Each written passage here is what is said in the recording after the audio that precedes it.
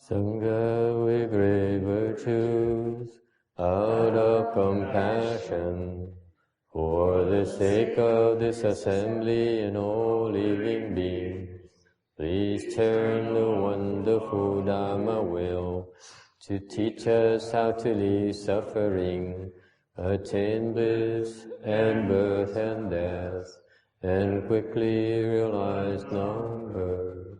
Cung thính đại đức tận tình, vì thứ pháp hội gặp nhập thiết chúng sanh, thịnh chuyên diệu pháp luân giao đạo ngã mùng, như há liêu sanh thoát tư ly khổ đạt là tốt chứng vô sanh. Homage to the blessed, noble, and perfectly enlightened one. Nam mô Saranto Suche Doye Elahudi Sanyao Samputo Chie. Nam mô Tạc Đắc Tha Tu Ya Đa Ya Alahade Tam Yek Tam Buddha Toa. The unsurpassed, profound, subtle, and wonderful Dharma, 100,000 million aeons is difficult to encounter. Now that I've come to receive and maintain it within my sight and hearing, I vow to fathom that thus come one's true and actual meaning. Wu shang sheng sheng wei miao fa bai jie wan jie nan zao yi wo jin jian wen de shou chi yan jie ru lai zhe xu yi. All Buddhas and Bodhisattvas, Venerable Sixth Patriarch, Venerable Shenhua, Shami, all good no advisors, Amitofo, 诸佛菩萨、六祖、师父上人、沙弥各位善知识，阿弥陀佛。Chư Phật Bồ Tát, kính thưa lục tổ, Hòa thượng Hiến Hóa, thầy và quý vị thiện tri thức A Di Đà Phật. Okay, today is the 24th of February 2013. We're gathered in Rosemead, California, to continue to discuss the Vajra Sutra. Please open to slide 467 in the file, okay? And some newcomers, please help her out, show her where to sit, and show them where to sit, and whatever, okay?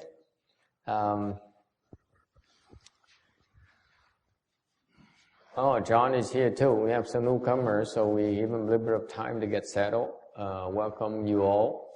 It's a pleasure to have you here. It's a chair here. Have him come up to the chair. Could you turn on that thing to warm up the room a little bit? There's some people here newer, so I don't think they can get used to the kind of cold that we like in our temple. I'm getting cold too, so I'm getting soft. The lowest one. Lowest button. There you go. Thank you. Okay. All right. Have a seat. Have a gentleman come up, maybe pull a chair here. No. He can have a chair up here. He can cross his legs. My goodness. That's too much. Yeah. I think it hurts too much to look at that. And then look at John. John is ready. You can tell he's ready. He has his sit over here. It's better support in the back. Okay. Cho ngồi cái ghế đó nó có dựa lưng được mà. Look at John. John is he used to 可以可以随便可以什么地方都可以坐的是讲中文哈 Oh my God Just today, when the Chinese people come, we have no translator. That's okay. Can you translate for They him? understand English very well. 可以听英文哈？可以chưa? 哦，很好啊。OK，我用翻译。Because when I translate, the Chinese always have a smirk on the face, and that's not Chinese. Oh well. Welcome you all. We are have been discussing the Vajra Sutra for almost a year and a half now. And this is one of the more difficult sutras in Mahayana to explain. You will find very few places who will explain the Vajra Sutra. Mình tiếp tục giảng kinh Kim Cang, là một cái kinh đại thừa rất là khó giảng. It's because the Vajra Sutra, when I read it 20 years ago, I couldn't understand it. 20 năm trước mà thầy đọc, thầy không hiểu được. And it's because these principles of Vajra Sutra is very, very advanced. You can explain it at a very low level to very high levels. Okay, because at a high level is what this is used to be like the Bible for the Chan sect in China. The China, for example, when Bodhidharma brought Chan from India to China, he advocated that his pupils recited this particular sutra from beginning to end as part of the practice. Khi mà ngài Bodhidharma mà đem cái pháp môn thiền tông qua bên nước Hoa đó, thì ngài chủ trương là dạy dùng cái kinh này, tụng cái kinh này trong cái thiền tông. So, Vũ Chi Tạ Mộ, someone to translate for her. I don't want to embarrass myself in front of the new Chinese, authentic Chinese people by translating. So someone translate for routine. Huh?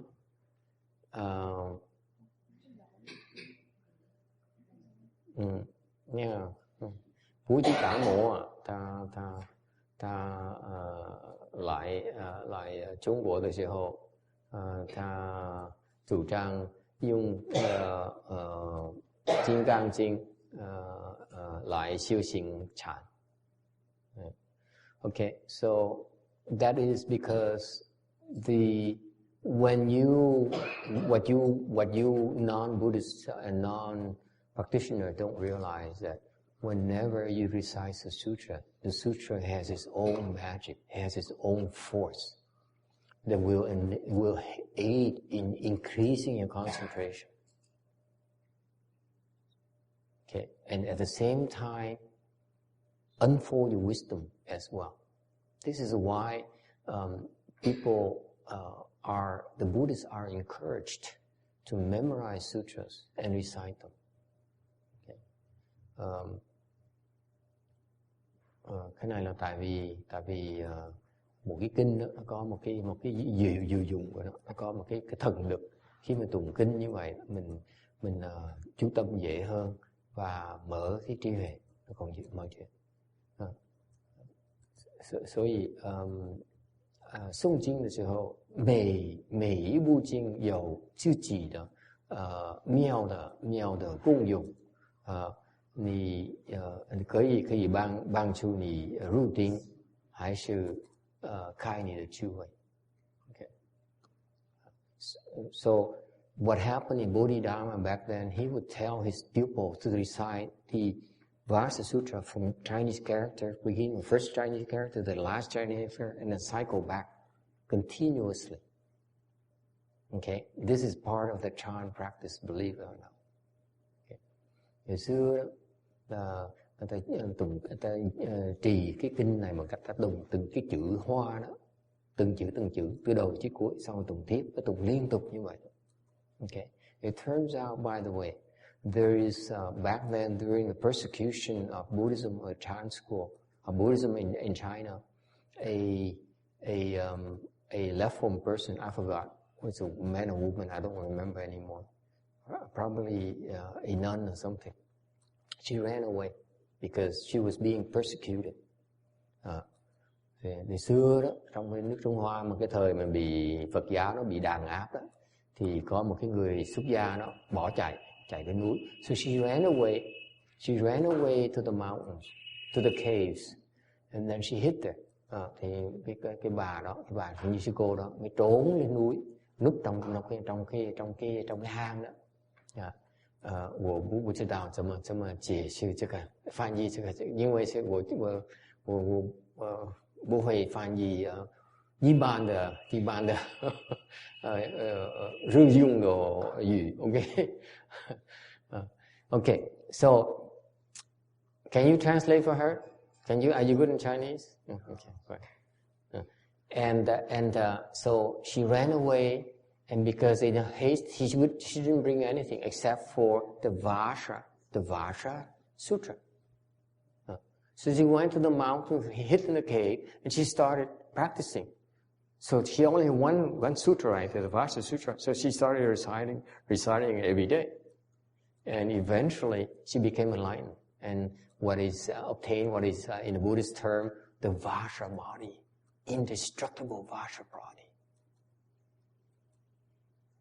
Okay, that's the magic of the sutra. That's the response from the sutra. Thì hồi đó cái sư cô đó, mới không có gì, kiểu đem được cuốn kinh Kim Cang thôi. Thành là kinh không còn gì hết. Thì mới tụng kinh đó, ngày đêm tụng kinh đó.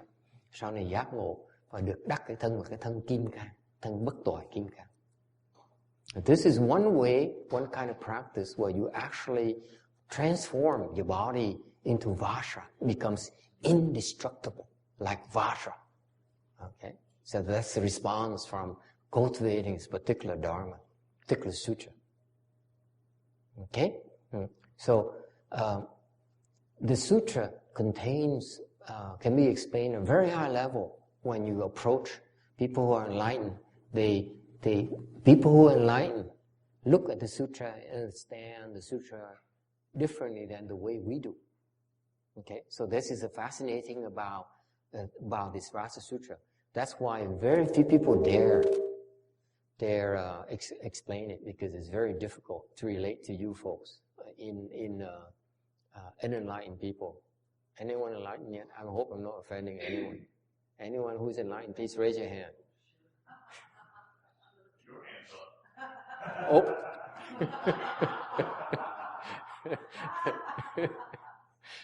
So what happens is if it's very difficult to keep because of the wide range of level of this particular sutra here.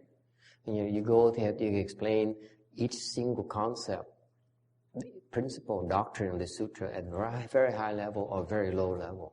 And that's what the difficulty in explaining the sutra. It is very difficult to explain, to relate to people, for people to relate to the concepts. And yet these are very important concepts. If you understand the sutra, then you are extremely, extremely wise. Okay, because these contains very, very advanced Mahayana concepts. Okay, cái kinh này khó giảng lắm, tại vì nó trình độ rất cao hoặc cũng thể rất thấp, thành ra giảng cao đến độ giác ngộ, thấp đến độ là vô minh, thành ra giảng kinh là rất là khó. That's why you find that very few explanations of this sutra. Most modern teachers stay away from this sutra because it's very difficult to explain. So what we've been doing for the last almost year and a half, we went halfway on this sutra in a year and a half, and we try to relate the advanced concepts in layman terms. Cách chúng tôi giảng kinh là giảng cái kinh mà dùng những cái danh từ thông thường thôi. 我们是以日用的语来解释这个很难解释的经典。金刚经是很程度上可以是很高，或者很低。So this is consistent with the tradition of my teacher Yeah, feel free. Yeah. My teacher, my Venerable Shenhua, does when he explains sutras, he explains Dharma. Cái này là theo cái tiêu chuẩn của Ngài Tiến Hóa, khi Ngài giảng kinh đó, thì Ngài thường dùng những cái danh từ nó dễ hiểu để cho người ta có thể hiểu được. Because you could do it like in a very sophisticated way where most people walk out here, wow, I didn't understand anything for 2 hours. And this Dharma master is so advanced, he's so smart. I couldn't understand a thing. That's one way to teach the Dharma. The other way my teacher chose us to do is he explains it in trying to relate to you the advanced concept in a way that you can relate to, in a way you can connect to, using simple words. Okay. Thành ra Ngài Tiến Hóa, thầy trước Ngài Tiến Hóa thì dùng giảng kinh là dùng những danh từ giản dị mà tới diễn tả giảng dị những cái tư tưởng những cái giáo lý rất là cao thâm. So last week we started explaining this one slide 467 which talks about the approach of the sutra where there are two ways to understand two aspects of the enlightened wisdom. Okay? When you become enlightened, what is the outlook? What do you understand? Okay? Thành ra tuần trước chúng ta bắt đầu giảng về cái trí huệ của cái người giác ngộ đó là sao? Là họ thấy được cái gì? So the enlightened wisdom, the enlightened people mindset can be looked at from two different angles, like prajna, okay, the approach of prajna, where prajna is transcendental wisdom. It's a Sanskrit for transcendental wisdom, and the kind of wisdom of enlightened people.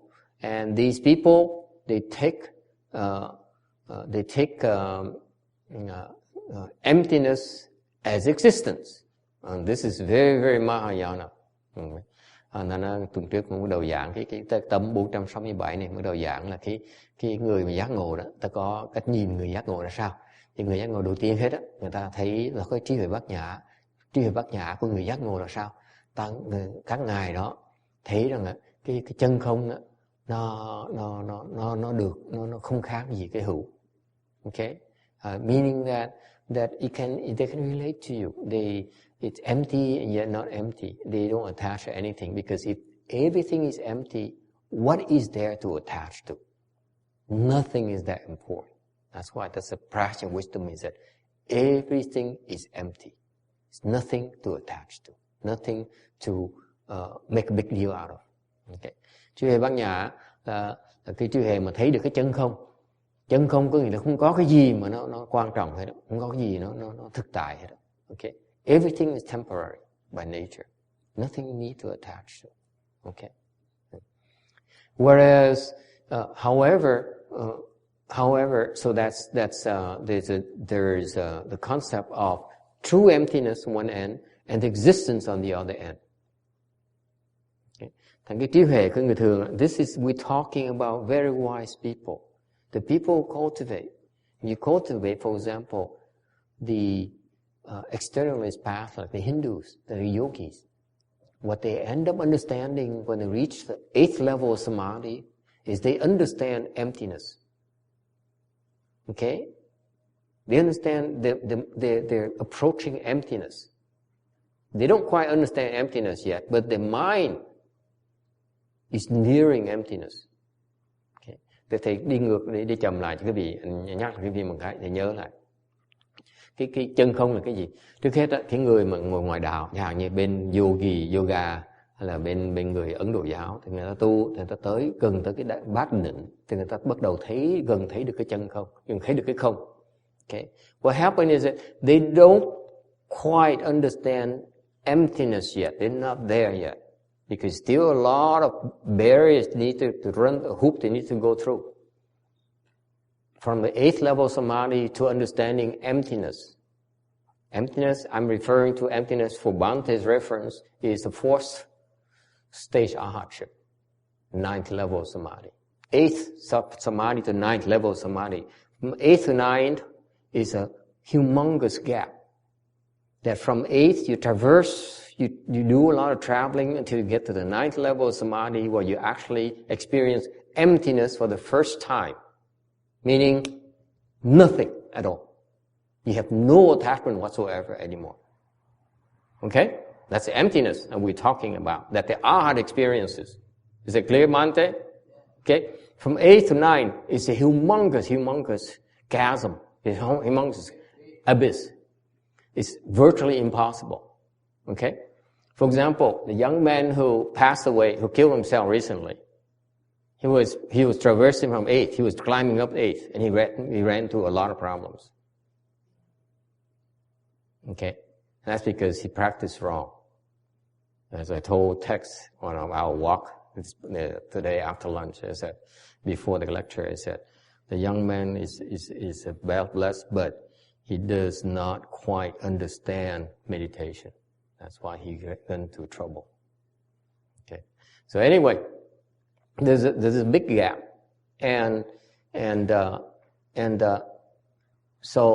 But when they overcome all these obstructions, then they understand emptiness.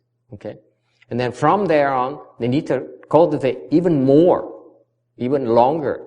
There's an even bigger gap to reach true emptiness. That's where the enlightened people mind is. The enlightened sages in Buddhism are the ones who understand true emptiness. Below them is a level, the fourth stage arhat, who understand emptiness. And below that, none of you understands emptiness. Any fourth stage arhat here, raise your hand.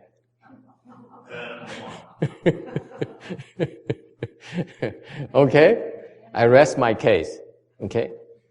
It's not something you can intellectualize. Like yesterday morning, what's the lady's name again? Joliet? From Joliet, Illinois? Rose, okay. Yesterday, there's a lady who cultivated for years, meditated for years. And then I asked her, who's here is free from sexual desire? She says, see, John, I didn't even raise my hand yesterday. There's hope for me. So she's the only one who raised her hand and said, I ended my sexual desire. I said, look at her and said, no way. And my face is green with envy. It's not that easy for able to be yourself free from sexual desire. That's the fourth stage arhat level.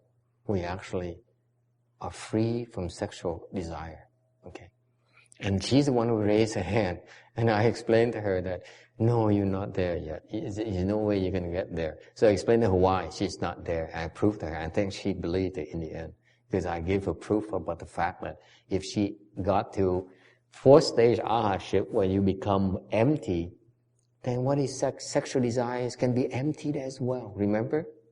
Emptiness, sexual desire is just a thought. A thought arises in your mind. You can empty the thought.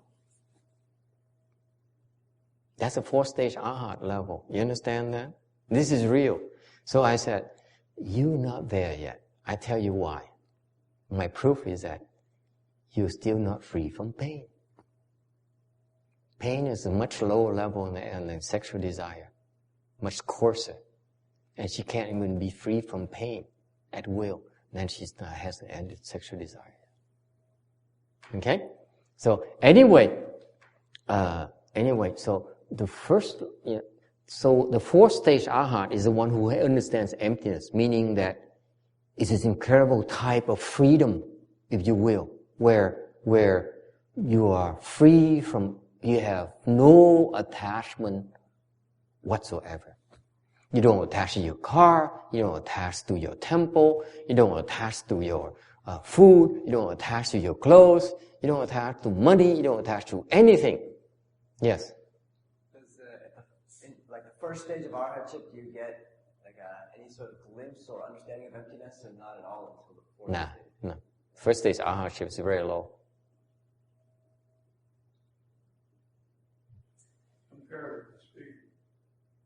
No, it's very low.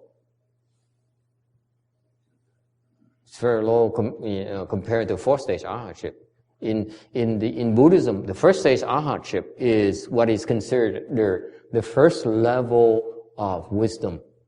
I'm sorry, I didn't translate the Vietnamese. I think Kim Ding will have to manage.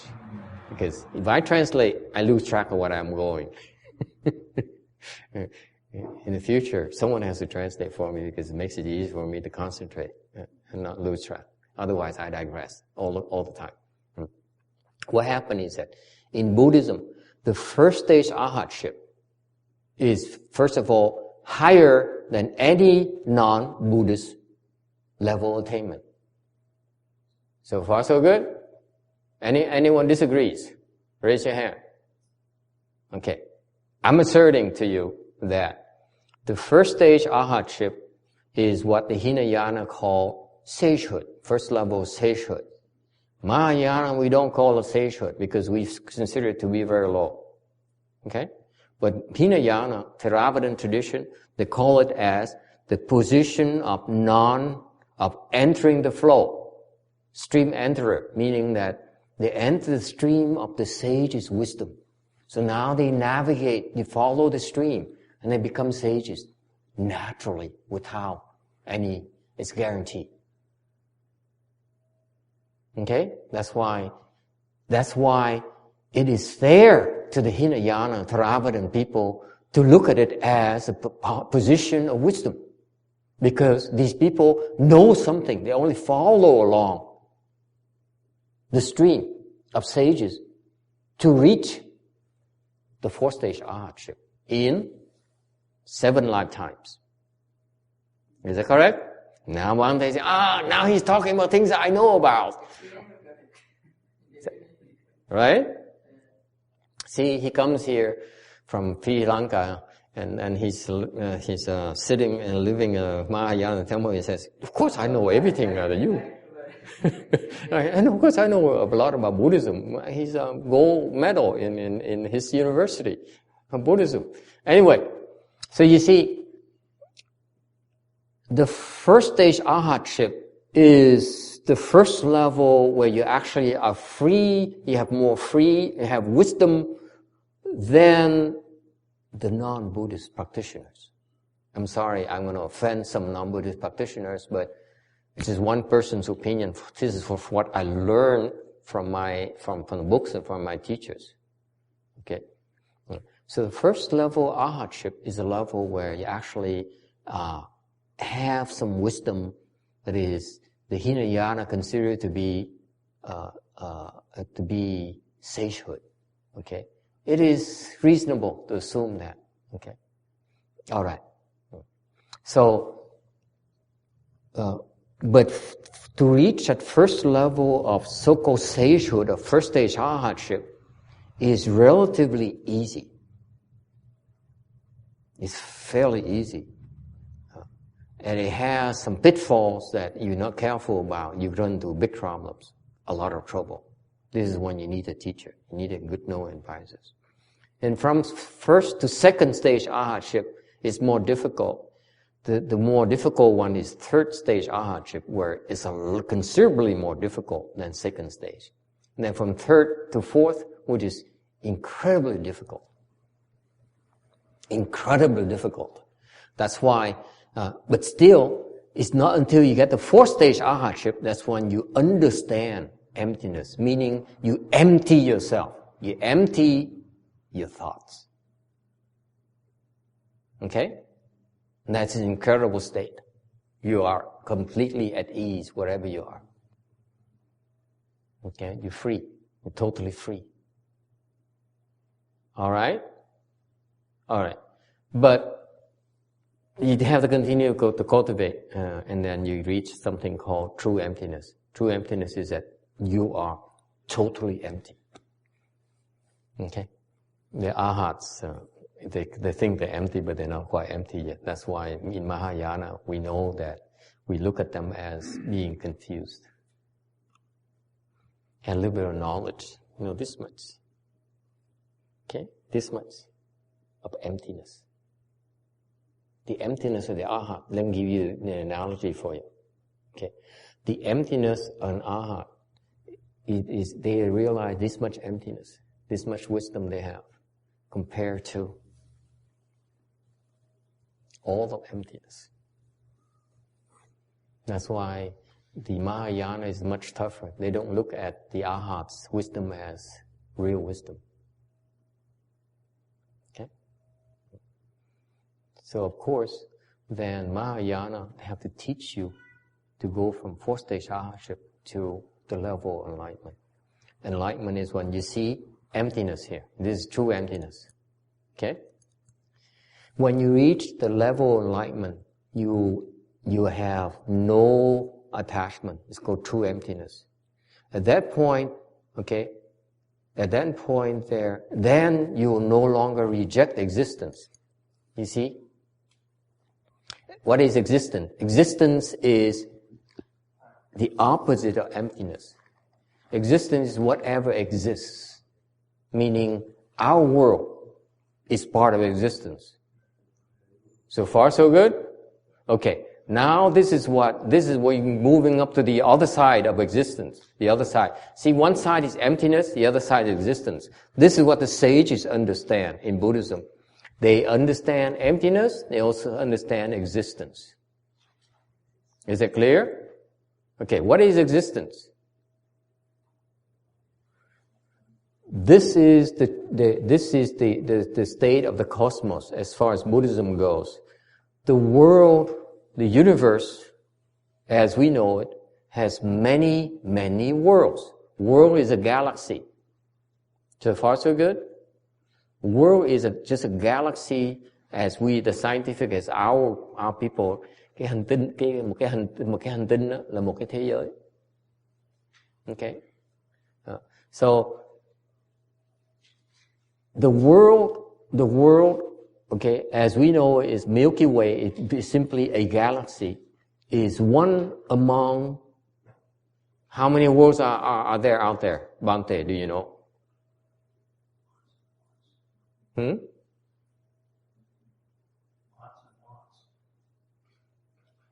Lots and lots? Uncountable, infinite number of worlds. Is it clear? You want to understand, this is explained more clearly, more in more details in another sutra called the Avatamsaka Sutra, Flower Adornment Sutra.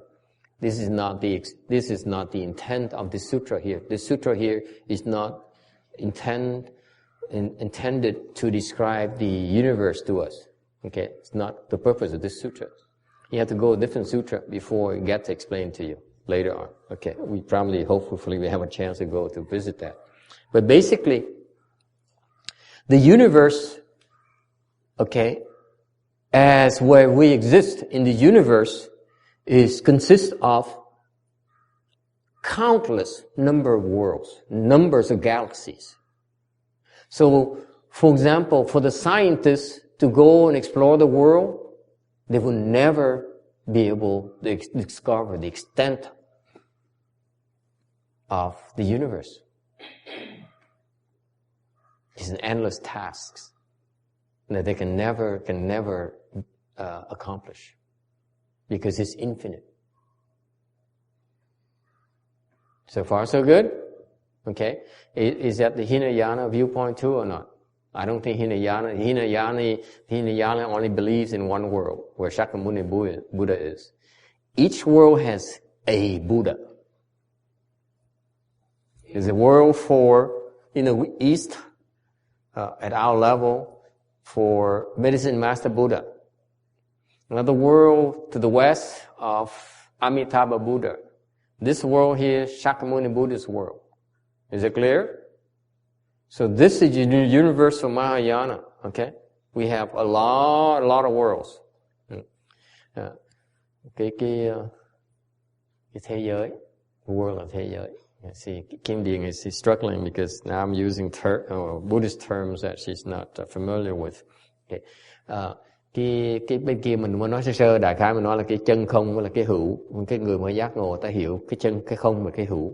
Ok, cái không là cái chân không này không có gì trong hết đó, nó khác cái không của cái người tứ quả là khác hơn nhiều lắm. Còn cái hữu là tất cả những gì chúng ta có trong cái thế giới này, trong cái vũ trụ này gọi là cái hữu. Okay. Cái vũ hữu chẳng hạn như cái thế giới này là thế giới của Ta Bà này là một cái thế giới, cái Milky Way đó. Okay. Cái cải ngân hà này, cái dải ngân hà này là một cái thế giới thôi. Rồi phía đông đó là có cái thế giới của ngài Dược Sư Phật, thế giới là thế giới của ngài Thích Ca Mâu Ni Phật. Có thế giới khác á, rất xa, cái đây rất xa là của Dược Sư Phật. Còn có thế giới khác, cái đây rất xa nữa, 10 tỷ cái thế giới về phía tây á là của ngài A Di Đà Phật. Ok, thế giới cực lạc. Thành cái vũ trụ nó có vô số vô tầng cái thế giới.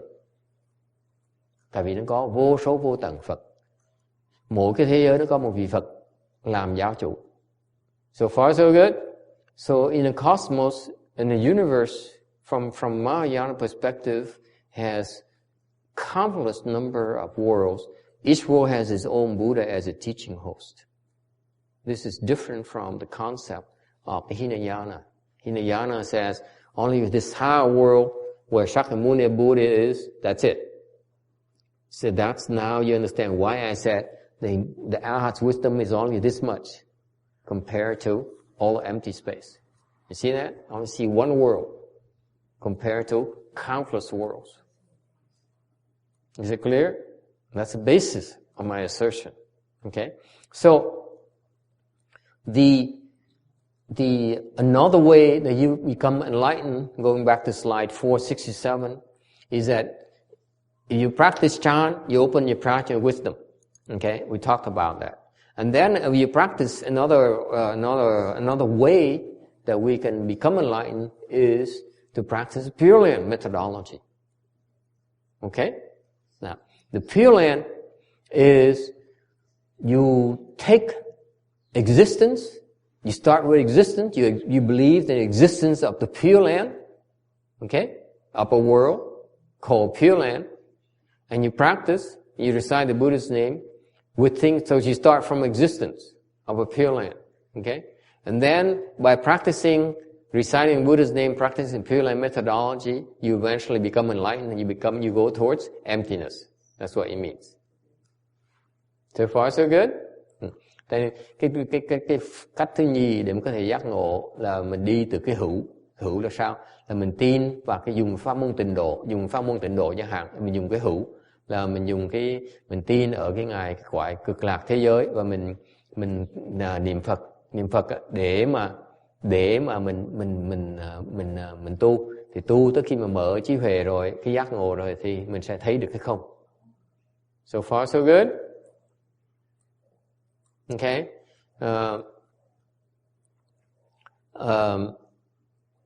So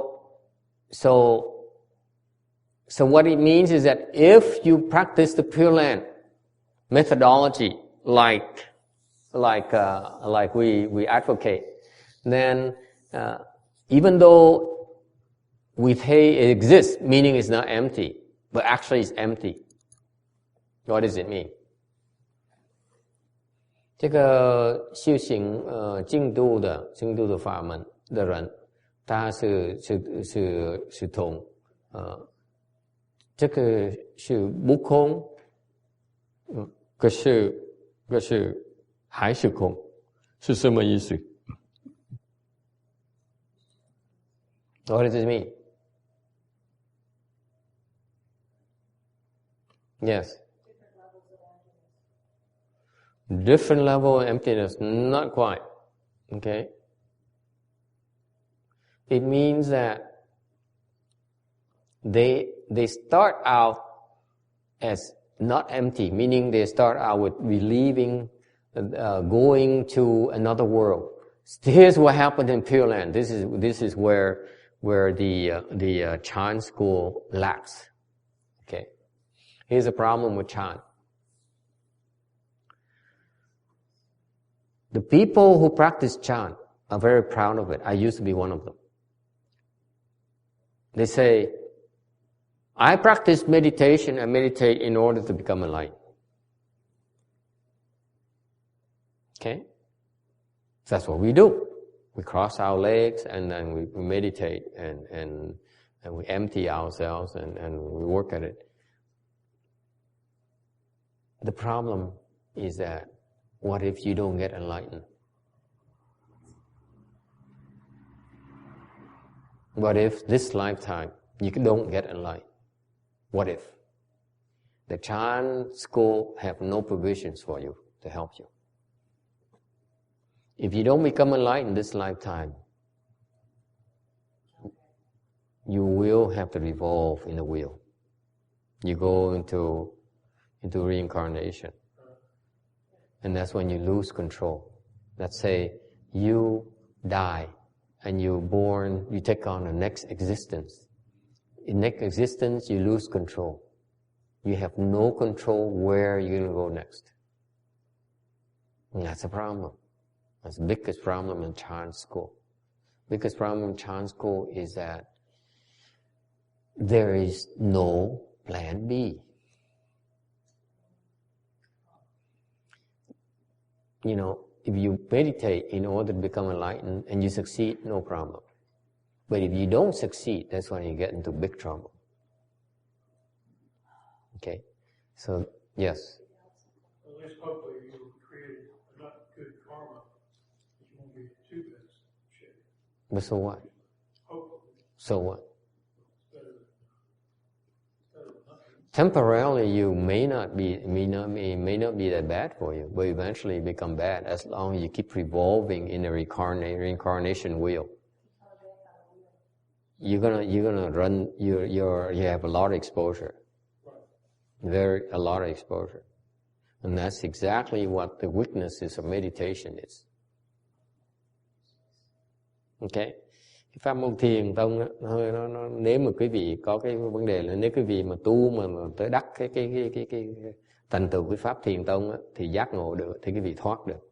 Còn nếu cái khuyết điểm của thiền tông là nếu quý vị mà tu mà chưa đắc được á, chưa thành tựu được cái pháp đó thì quý vị vẫn còn lọt vào cái vòng luân hồi, vào luân hồi là vẫn rất là nguy hiểm.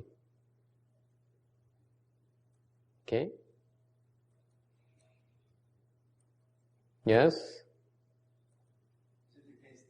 Start to make progress towards enlightenment, but you don't quite make it all the way there, that your creditors are going to be especially diligent and knocking you down because you started to move that direction. They want to be sure you don't get there. Look at the young man. He made it past 8th level of samadhi. Look where he's at right now. Look how the kind of trouble he got into.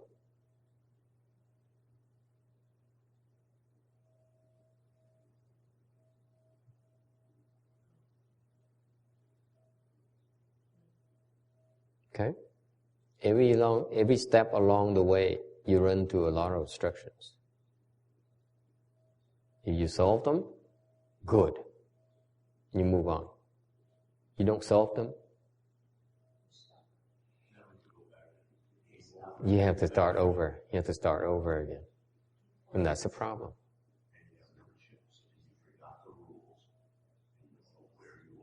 Yeah. You begin with from a position of ignorance. You have to start to learn to speak. You have to start to learn to eat. You have to start to learn to walk. You have to learn the language. You have to learn how to meditate again, over again. Okay, and that's a weakness of the meditation school, the Chan school. There's no backup plan. If you don't succeed, you fail before you die, what now? And that's a weakness of the Hinayana approach. What if you fail? What if you yourself don't become a 4th-stage arhat? What are you going to do? If you don't become a 1st-stage arhat, what are you going to do?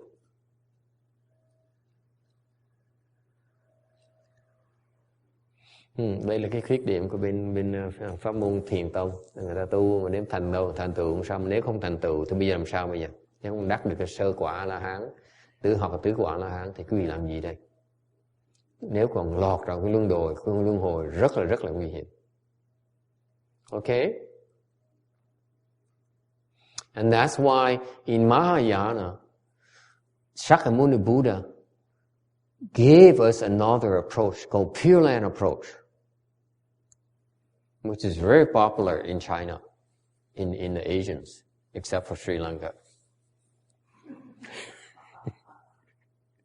Okay. The Pure Land approach is that what? What? Like heaven. Yeah. Heaven. Yeah. Yeah. Pure Land is like heaven. It's true. Much better than heaven. The heaven is that you go up there, you live your life, and then you fall after you use up all your money, your blessings. That's heaven. Like Vegas. That's right. Okay. Thì cái tịnh độ là giống như thầy Tích Lan nói, thì là tịnh độ giống như là quả trời, thì nó tương tự, nó tốt hơn một tí. Okay. Whereas Pure Land, you go there, you don't get out until you become a Buddha. Pure Land is guaranteed. You're guaranteed to become a Buddha before you die. The problem with us in our existence is that we will not become a Buddha. None of you will become a Buddha. I will not become a Buddha until when I die. That's a fact. Okay? We all know that, right? Is there any way in your side where you can become a Buddha when you die? It's not. Okay? Cái vấn đề của thiền tông là không có cái sự không ai được dám quả quyết mình sẽ thành Phật hết, mà thầy cam đoan cái gì là cái kiếp này mình không thể nào thành Phật được. I assure you, this lifetime we cannot become a Buddha. I cannot become a Buddha. I will tell you that. I don't know about you. I don't know about myself. It's impossible. Thầy biết cái cuộc đời này thầy không thể nào thành Phật được. 你知道吗？这个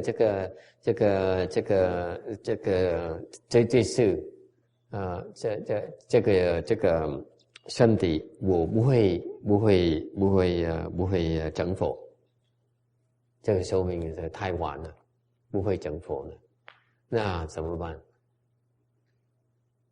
所以净土是你的保险，来，如果是你不觉悟的话，你可以到阿弥陀佛极乐世界修行下去，一个生命就成佛了。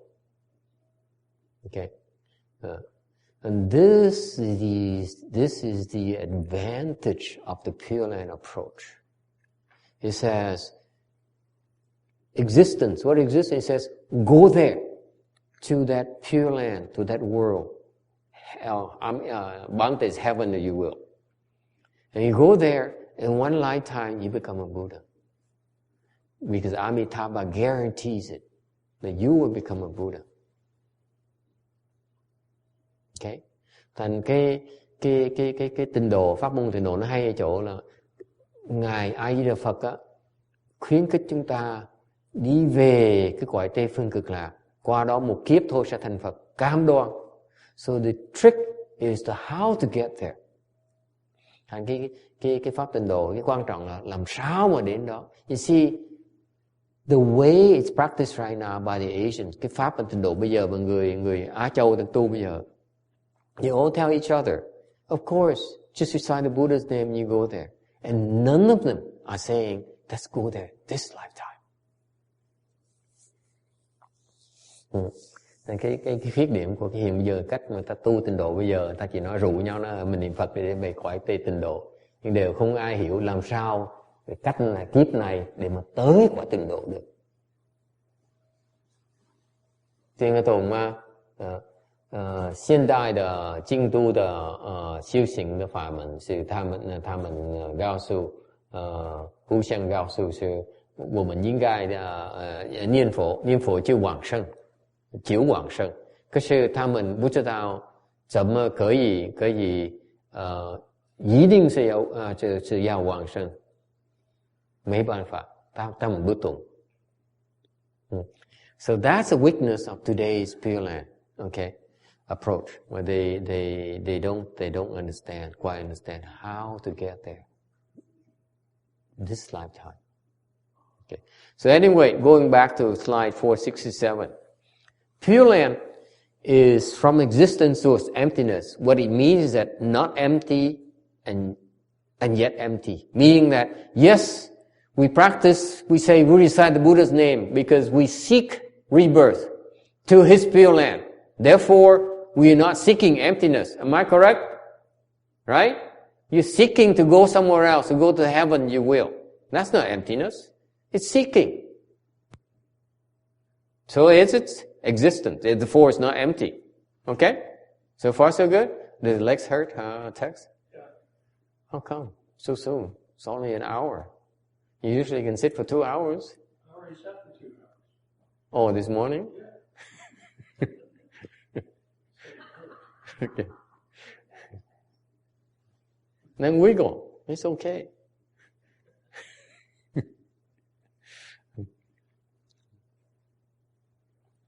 So it's not empty yet empty, meaning it's not empty because it says we practice with the express purpose to seek rebirth to a different world. Therefore, it's existence. It's in the realm of existence. But once you get there, then you become enlightened. Then you understand emptiness. So the transition, you go to another world that's not empty in order to achieve emptiness. Is it clear? That's how the Pure Land approaches it. Whereas the Chan approach is that I want to empty myself right now. I'm done. But if you can't, you'll be in big trouble. Big trouble. Because you still are subject to volatility of the reincarnation wheel. There's no guarantee whatsoever. Once you are in it, there's no guarantee at all. Even if you say that, some of you say that I cultivate very strongly and I'm a very good person and I'm determined to cultivate Chan and so on, and I have my Kung Fu is pretty good, okay? You roll the dice, it comes up 00, game over. That young man right there on the altar, his level is pretty high. Okay? You still are exposed to. Because, why? Because at each level, you have different sets of tests. And if you fail the test, you lose it. You lose your life. You could even lose your life. Okay? That's the danger of this, of our world, outside our world, is that if you succeed in overcoming those tests, you might make progress. But if you don't, you fall. So for us Asians who are chickens, we prefer to go to the Pure Land first. You say, the test over there, we can't possibly fall. We can't fail either. It may take a little bit longer, but we go for it. Right, Kim Dean? No? Kim Dean said, no, I'm going to become a enlightened master. I don't care what you say. Kim Dean is stuck to this world. Yes. We may be chickens, but we're here to squawk another day. Yes, absolutely. Okay? You understand? This is why the Asians are they think they're smart. They say, okay, never mind about Chan, never mind about meditation. I recite the Buddha's name to go to the Pure Land. And guess what? They don't go to the Pure Land. They get into even bigger trouble.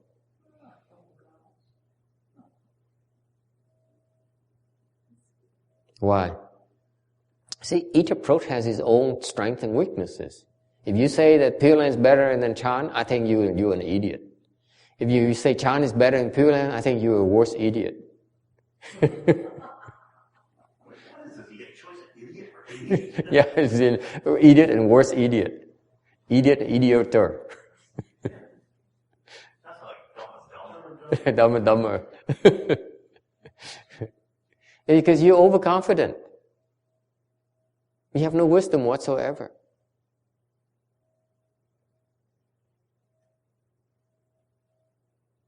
The mark of ignorance is you're sure of yourself. John, you're sure an idiot, and then you're right. You're not even better off, but at least you're right. Okay? This is my problem with both types of approaches. If you approach and say, I'm going to attain liberation this time, that arrogance will bring you a lot of trouble. And the other approach is, I think those guys, meditation guys, are wrong. Let me go to the Pure Land. I wish to go to the Pure Land. I don't do meditation. I only do Pure Land. Those are even worse. They're even more idiots, if you ask me. Yes.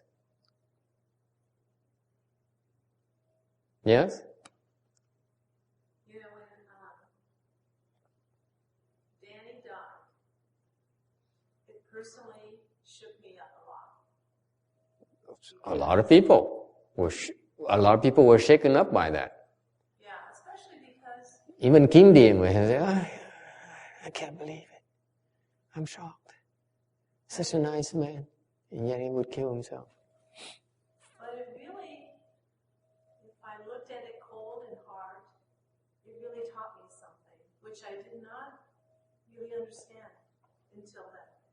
I didn't really get it. That no matter what level, you just said, no matter what level you're at, there are even greater challenges. Yes. You know, and when you're starting off, think, okay, I can deal with it. Well, that's because you're at that low level. Mm-hmm. And every level you get, it gets harder. Mm-hmm. And I didn't realize the real difficulty there can be at every level. You know. Vì nghe không? Cái này là cái này nè. Cái thiền tông thì chê nó là thiền tịnh độ tầm bậy. Ok. Tôi là giác ngộ thôi, còn vô niệm Phật. Tôi thì chỉ cầu giác ngộ thôi, mà cái khổ là không giác ngộ được là chết ngắt. Còn cái tịnh độ thì nói tôi là không cần giác ngộ, tôi chỉ đi cầu vãng sanh thôi. Có là cũng chết ngắt luôn nữa, không được vãng sanh được cũng chết ngắt luôn nữa. Thấy không? Hai cái nó đều kẹt hết đó. Tại sao? Tại tự ngạo, cứ nghĩ là mình biết, cứ nghĩ mình chắc chắn. Không có gì chắc chắn trong đời nữa. Cái pháp môn nào không có cái lợi điểm, cái khuyết điểm hết. Cái vô minh mới là cái người vô minh mới nghĩ là mình là chắc chắn rồi. Mỗi trình độ nó có cái sự khó khăn của nó. Mỗi pháp môn nó có cái khó khăn của nó. Yes. Except for the Pure Land, when we were given tests, those are tests given by our great friends and compassionate teachers, Amitabha Buddha, Great Sri Bodhisattva, and Not really. In the Pure Land, yes. only in the Pure Land. Only in the Pure Land. So in all the other realms, as we hopefully succeed, the tests we are given, I presume, are not by our friends, but by our enemies that we created over our lifetimes. Is that a true statement? Yes. So we have created that and used our lives. They're coming to get you. You're here to expose yourself to them. And they're here to knock us down. Yes. The fact of the matter is very unglamorous. The fact we're here is that because we have no choice. We're here because we have to pay off our debts. They come and will confuse us and torture us and make us suffer. That's why we're here. We're here so that our creditors can come and make a claim on us. Whereas we go to the Pure Land, they can't. That's why it's a lot safer there. for all of us. So far so good. Quý vị thấy không? Là cái trình độ, cái quả bất tình nó khác nhau như đó. Cái quả bất tình là mình, cái quả ta ba này, quả bất tình này là mình tới đây để mình trả nợ, mình đi gặp cái chủ nợ để mà nó bị hành hạ, để mà đòi nợ mình. Okay. Còn qua bên quả trình độ thì họ không thể nào hành hạ mình được, mình an toàn hơn nhiều. Okay. There is a small anecdote. Okay. There's a man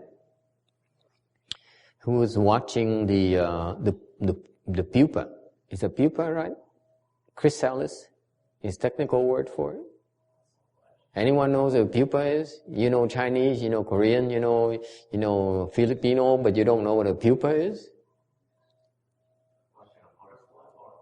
That's right. Is that called pupa? Yeah. Okay. Cái cán bướm nó kim điền. Cái cán bướm đó. Cán bướm. Biết không? So pupa. So the man was observing a pupa, and that's being that you see the young butterfly, through the small tear on the casing. What do you call that? I'm not sure what it's called. The casing?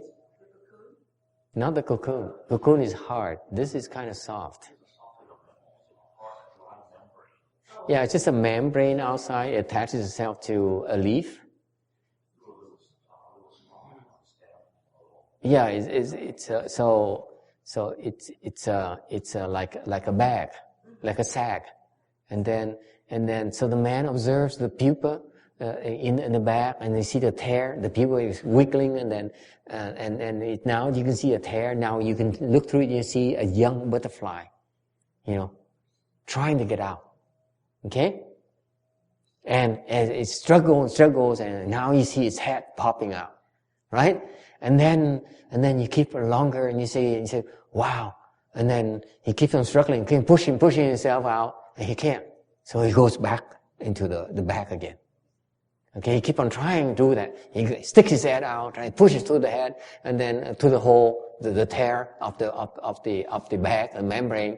And then he tried to push himself out. He can't. So he then pulls back in. So far so good? Yeah. Thì cái cán bướm đó, cái ông đó ông quan sát thấy con bướm nhỏ đó mới sinh, nó sắp ra tầm bướm này, thì nó qua cái chỗ rách của cái cán đó, nó thọt cái đầu ra, nó đẩy nó thoát ra ngoài, thoát không được, nó chạy, nó rút vào trong lại, nó làm luôn tới hoài, nó thoát không được. So this man is very compassionate, like Bhante here. He says, oh my God, so this poor baby, give it a hand. So he takes his hand and then tears the hole a little bit bigger. So far so good? Yeah. Thành cái cậu nhìn cái cậu này, cậu nó có lòng từ bi đó, cậu rất có từ bi. Nó nói trời ơi, sao con bướm nhỏ tội nghiệp quá. Thôi thầy, mình nó thoát ra không được đấy, chắc nó thoát không được rồi. Cái cậu mới lấy cái tay, cậu xé cái bao rách nó to hơn một tí nữa. Thì con bướm nó lọt ra ngoài. So the small butterfly made it out, right? Made it out because of the bigger hole. And then he unfolds his wings and he tries to take off, right? That's what butterflies do. They take off. The moment they get out, they see the fresh air, they take off. They go like this and they take off, right? And guess what? Thì lúc đó con bướm mới ra là lập tức theo cái linh tính đó là nó bập cánh để nó bắt đầu nó bay lập tức. Okay? I don't know how to translate this routine. I'm sorry.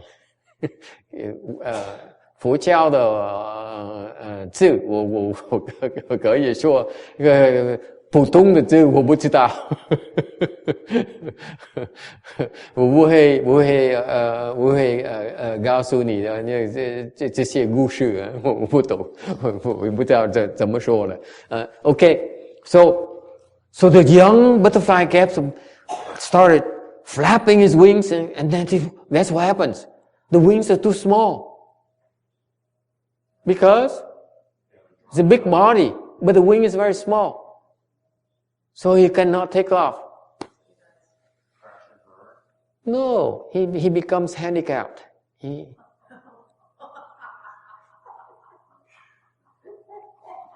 And that's when the young man realized that he should not have helped. Part of nature is that the young butterfly has to struggle. In the struggle, when he struggles to get out, he flaps his wings. And it makes it grow and become stronger.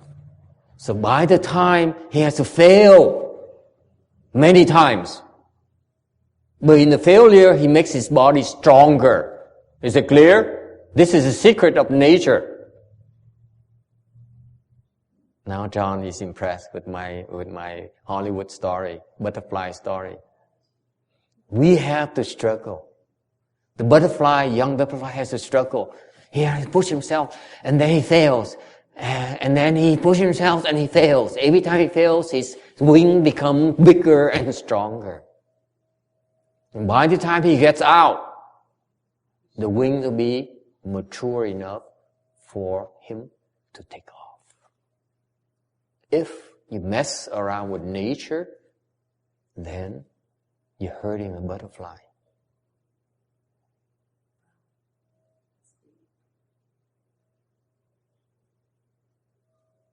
Thành ra con bướm nhỏ khi nó thoát không được lại, nó có dùng của cái tự nhiên, của thiên nhiên. Mỗi lần nó bị kẹp như vậy, nó đẩy cái cánh để nó thoát ra như vậy, nó không thoát được, cái cánh nó to lên, nó mạnh lên, cái tay nó mạnh lên, cánh nó mạnh lên, nó to lên. Thì khi cuối cùng mà nó cứ thất bại hoài, nên khi nó bắt đầu nó thành công, nó thoát ra được thì cái cánh nó đủ sức mạnh, đủ sức to để cho nó bay được. Cái đó là cái luật của cái tự nhiên, của cái thiên nhiên.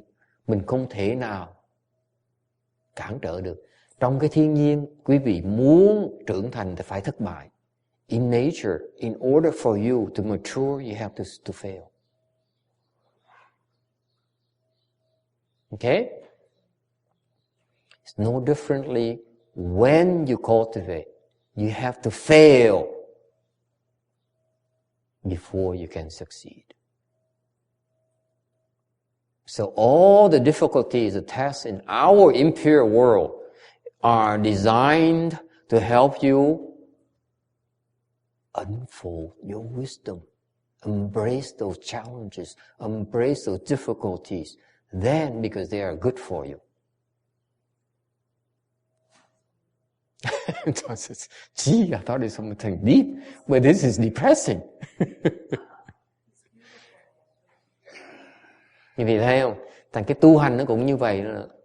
Cái tu hành á, những cái khó khăn, những cản trở của quý vị đó là nó cố ý nó xảy ra để giúp quý vị mở cái huệ, phát triển cái lực của mình mới thành công được. Cái thành công nó chỉ đến sau khi quý vị thất bại thôi, mà không bỏ cuộc. Success only comes after repeated failures, and yet you do not quit. That's how you eventually succeed. There is no success that's really is long-lasting after you failed.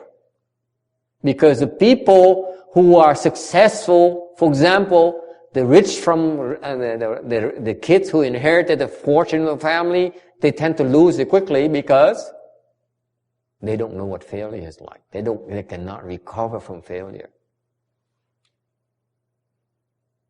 Okay? The challenges, again, obstructions are good for you. Embrace them. Don't have to complain and say, oh my God, why is it so hard for me? It's hard because it makes your wings bigger and stronger. Is it clear?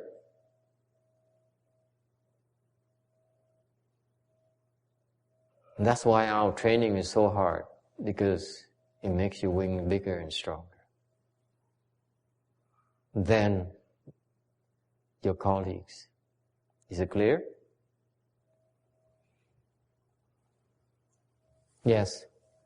Sounds like an apology for sadism, in the sense that I remember going to school, and I had one teacher. He just loved screwing every student over, almost sadistically. Just a flunkus. And I'm going, it didn't even seem like it was really just trying to make it better, just that he jerked us around, flunked a bunch of us, had his favorites. They passed, we flunked, we got out. Did it make us any better? I don't know, but I want to do something different in a different area. I was good at it. I don't understand it. Let me translate Vietnamese first before I address your question.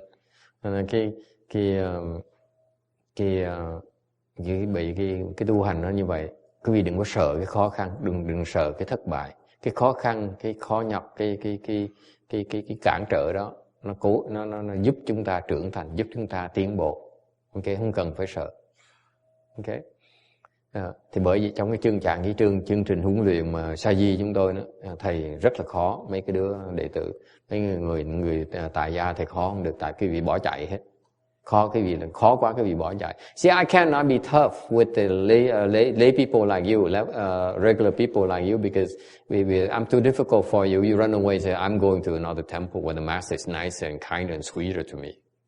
And tell us Hollywood stories every weekend. Yeah, and tell Hollywood stories every weekend as per request. Okay? But so that's why after you leave the home life, this guy found out that, yeah. It's just like hell on earth. Yeah. Okay. So, but if you are willing to endure those tests, then your foundation is much sturdier, much broader, much stronger. Okay. Thành ra cái khó khăn của cái chương trình huấn luyện sa di của thầy nó rất là khó, rất khó hơn cái thường lệ, tại vì thầy muốn xây cái căn bản rất tốt cho quý vị để sau này mà phát triển mạnh mẽ hơn. Rồi nói như vậy thì nó có khác gì là thích sadist, thích trừng trị làm khổ người khác. The difference is that the sadists have fun doing that. I have no fun doing this at all. What's so funny about it?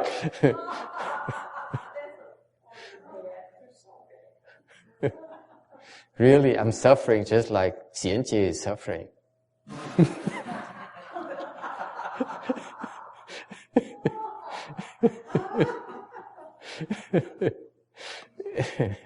suffer so well. I hide it well, I must admit.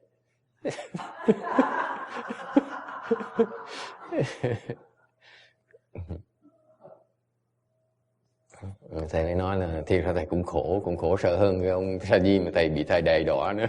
Tại cái vì không hiểu được cái sự khổ tâm của cái lòng của ông thầy thôi. Ai cũng cười ngất thầy.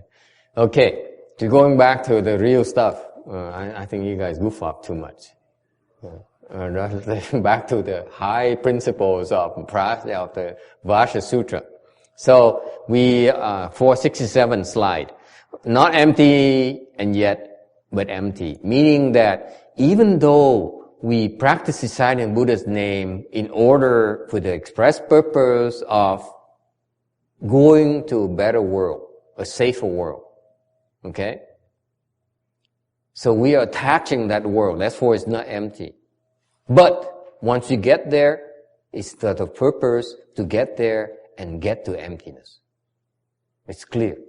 Okay? So in the Pure Land, the people who practice Pure Land understand, yes, I'm not empty. I'm not empty at all. I attach to existence, something called Pure Land. But I go there because it's better for me, the best way for me to get to emptiness. It's only a staging process. Yes? Yes. That is the empty.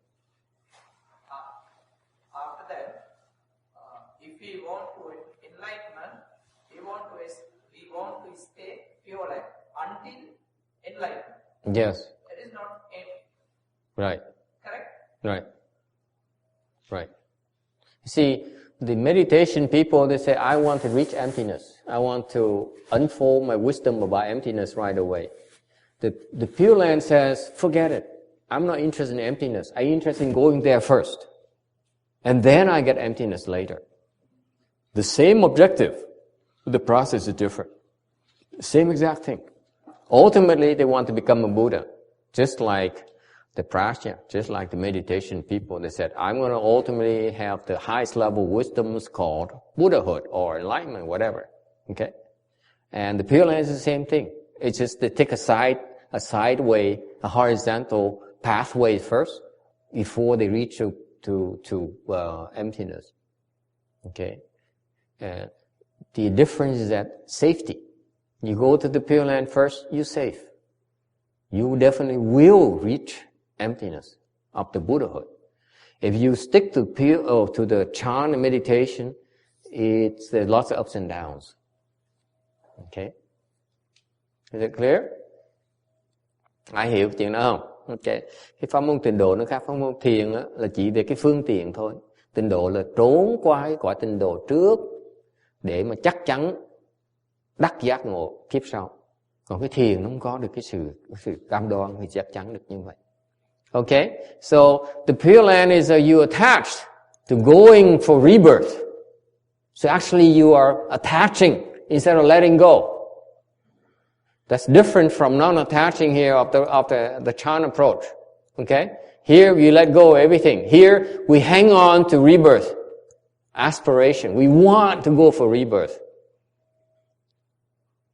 Okay? And then once we get there, then we seek to go there in order to become a Buddha. The Buddha is non-seeking. So far so good? It's just the opposite.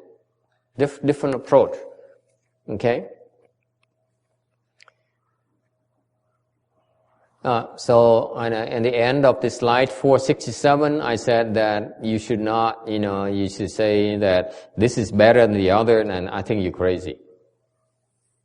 Because you have to be flexible. Thành ra cuối cùng thầy mới nói trong cái tấm 460 bài, thầy nói là nếu như quý vị nói là cái này hay hơn cái kia là quý vị hoàn toàn sai lầm. It varies on individual to individual. Mỗi cái cá nhân nó mỗi khác. Okay? I would say that for all of you, you're better off doing the Pure Land. Because your chances of becoming a fourth-stage arhat are very, very slim this lifetime. Okay? It's very, very difficult. Frankly. It's just too difficult. So not until you reach arhatship that you have control over your reincarnation. You're out of it. First stage arhatship, second, third stage are still subject to reincarnation. Is that correct? Bhante? Right or wrong? Fourth stage, that's when you're free from it. Before then, you're not. So, especially for the Dharma ending era that we're in, it's very difficult to succeed doing chant. Cái thời mạt Pháp này, tu thiền tông rất là khó mà thành tựu. The patriarchs said that already. Okay. They said that 1 out of 10,000 will make it. I think more like 1 out of 10 billion will make it. This, as time goes by, it gets harder and harder and harder to succeed. Okay, it's very, very difficult. Any questions about that? Ai thắc mắc gì không? Thế mà Pháp mình rất là khó tu. Mô phà thì sự tài, sự siêu tràn thì很难成功啊。难得到成功啊。所以末法时代，人家各位应该修净土法门。Okay? Questions about that? Yes. Didn't you say the other day though, as a Pure Land practitioner, if you're not attached to Amitabha or attached to getting Pure Land, then you actually have an even better chance than if you're attached to getting there. Did I say that's so much nonsense? When did I say that? You said that a couple days ago, a couple lectures ago. I did? Yeah, he was here a couple of lectures ago. Maybe you were asleep a couple of lectures ago. I never said such nonsense. I remember in text was like, I thought you were agreeing with me there, I remember.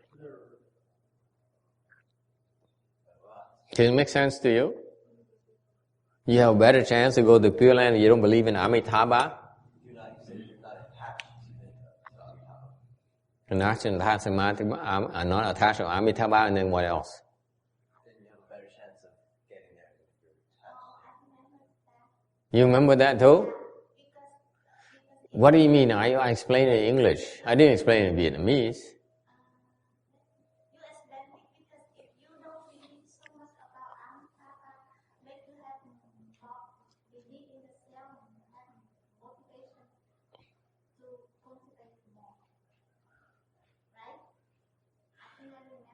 No. Okay, I take it back. If I don't like it, I take it back. I'm not stuck on.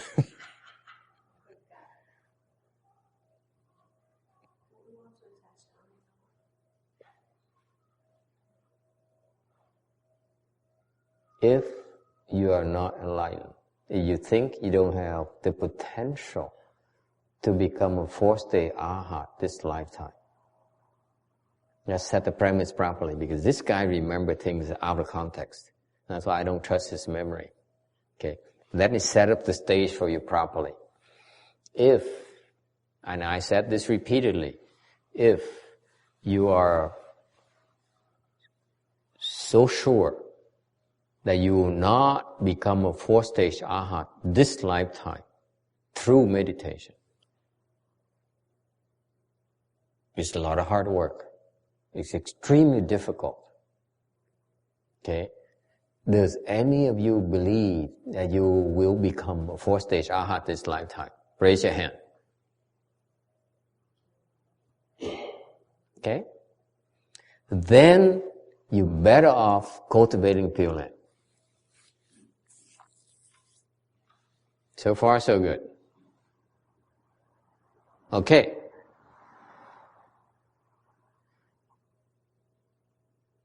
However, how are you going to cultivate Pure Land now?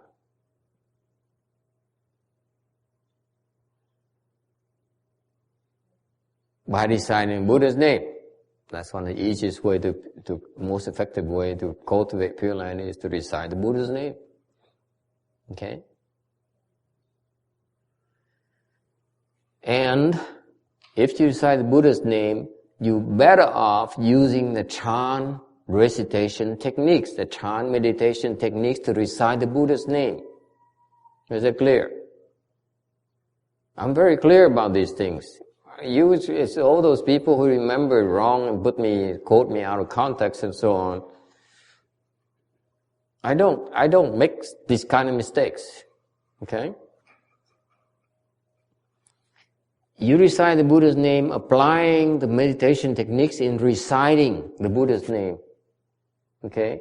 If you use the meditation techniques and to apply them to the reciting the Buddha's name, then naturally, okay, as you get higher and higher, you become less attached to the concept of Amitabha.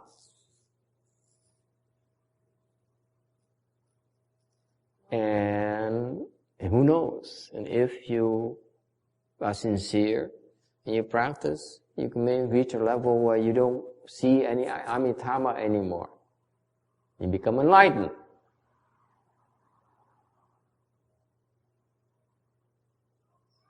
And you can go anywhere as you please.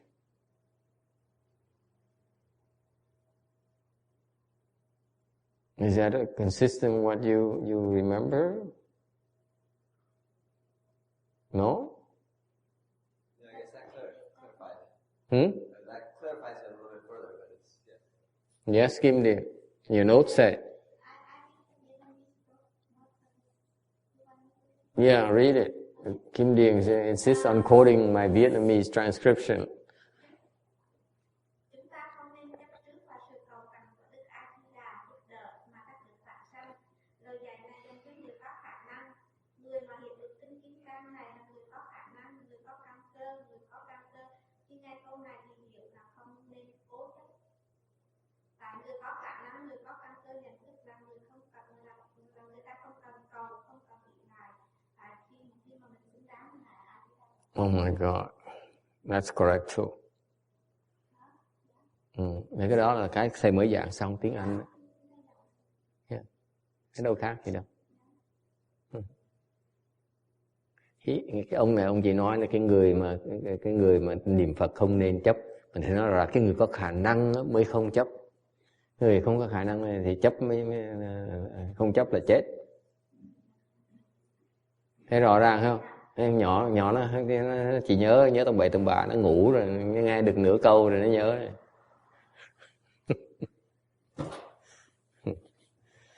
听得懂吗？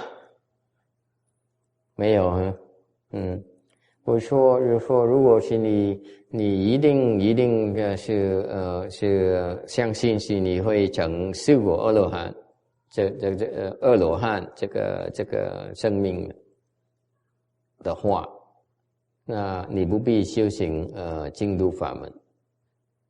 但是如果你想你不会成四果阿罗汉，或者以后你一定要修行净土法门。但是怎么修行净土法门呢？是我们应该念佛。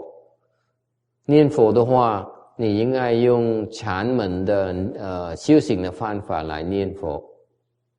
OK， 那你念佛到比较高程度，那你会会可以放下你的执着，求往生极乐世界。那时候是你的有利根，你也可以修行的念佛的也可以帮助你觉悟。所以利根的人修行念佛的法门，他们如果他们要觉悟，那他们可以放下那个阿弥陀佛的执着，才可以觉悟。OK？ 那老师说，那意思就是说，一定要觉悟，才能够去那个进入。不是的。OK， 你不必觉悟。问得很好。So I try to explain the Chinese for her, and I'm not doing a good job explaining it clearly to her. So she asked me, actually, must I become enlightened before I obtain rebirth? I say, no, you don't. 不必，不用了。你只是需要可以念阿弥陀佛的名号十字，一心不乱，就可以往生。The requirement, the paradigm for obtaining rebirth to the Pure Land is that you don't need to be enlightened. You don't need to be to keep precept. You don't need to be an arhat. You don't need anything. All the requirement is that you recite the Buddha's name 10 times, one mind unconfused. Then you obtain rebirth, for sure.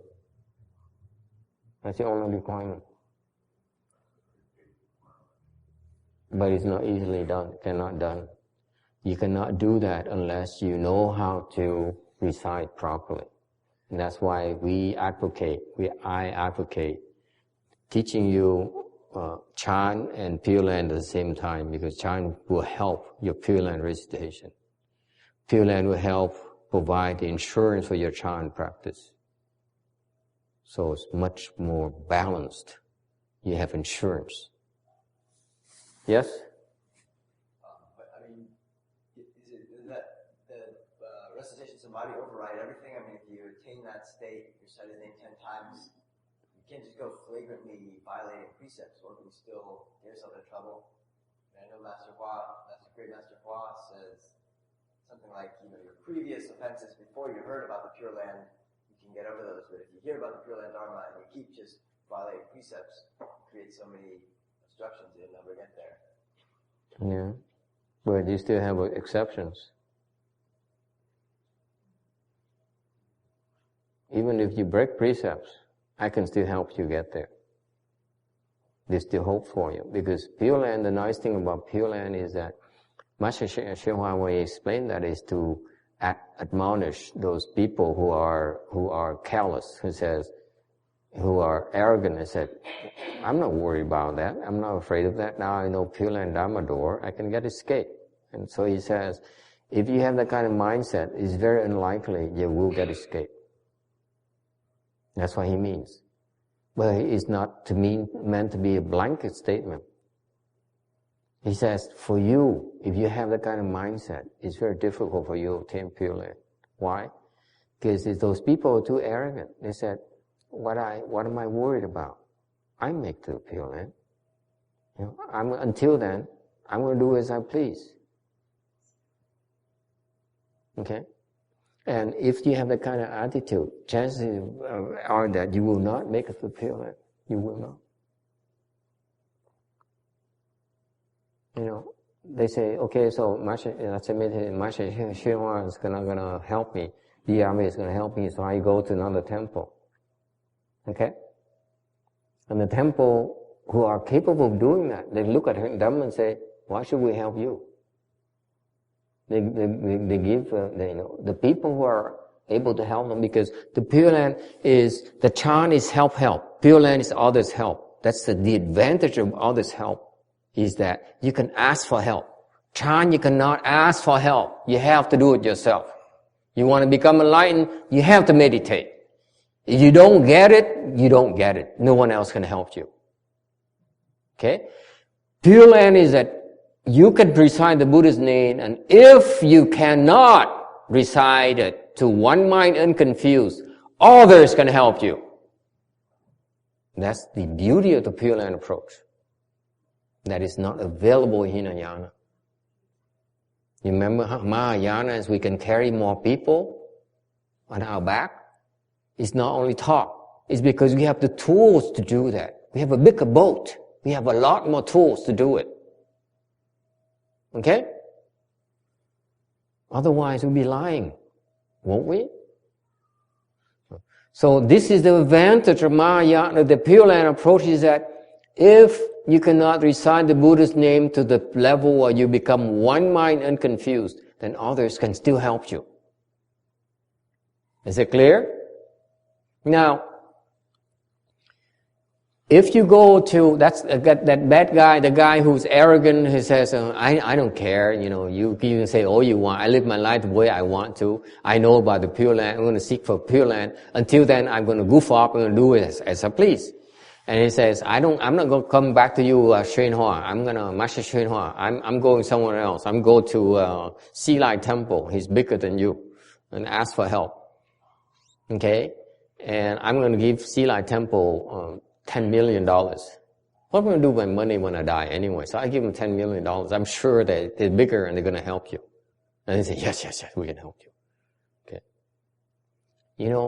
The people who can help you will not help you if you're like that. Only the people who can't help you will take your money. Does it make sense? Now John's thinking, oh. Does it make sense to you?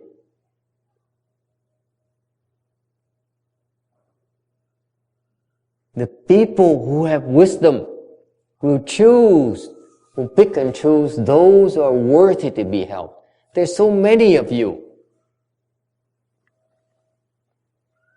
The boat is limited. Have you thought about that, Vicky?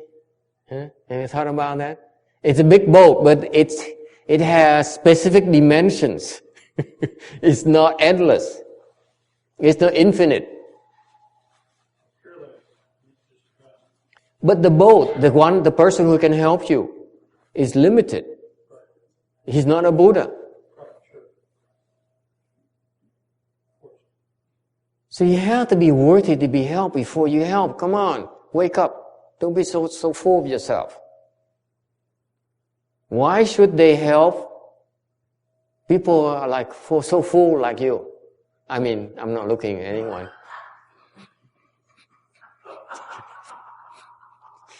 Huh? Why should they? Right? If they help people like you who are so full of yourself, and they have no wisdom whatsoever, they can't help you at the first place.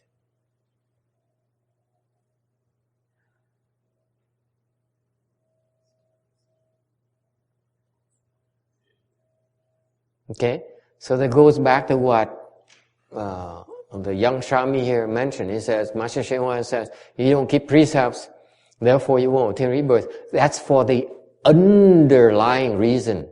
It's because you're so careless and you're so full of yourself, you're so ignorant. Why should anyone help you? Okay? But does it mean you can't obtain rebirth? I'm asking you.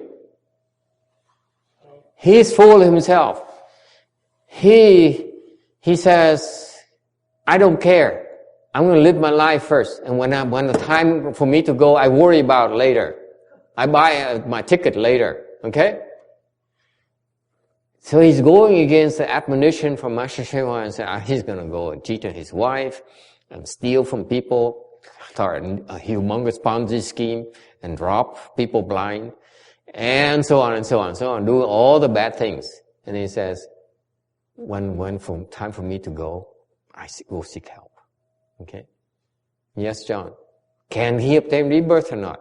Absolutely. But like you said, he's going to buy a ticket, but he's going to pay scalpel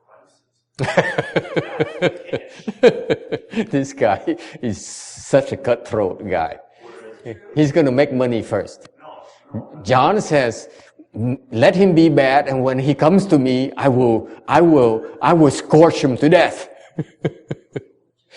Is that what you are advocating? You know how to scorch him? Ah. I'm going to say, okay, you want help? Mm-hmm. First of all, you're going to battle the Buddha 10,000 times to begin with. These are the prices he's going to pay, not just money. These young men here have some wisdom.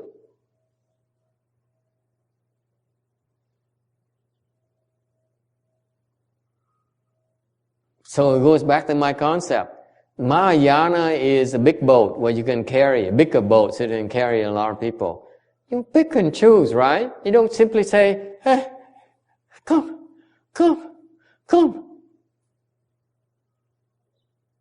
If you do that, what's wrong with that? Come, I help you.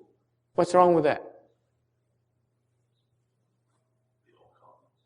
They all come. And then what? And then the people that you're supposed to help, there's no room for them. And the rest of them who don't deserve excuse me. Those who don't deserve to be helped, they got on board. That's stupidity. There's no wisdom in that.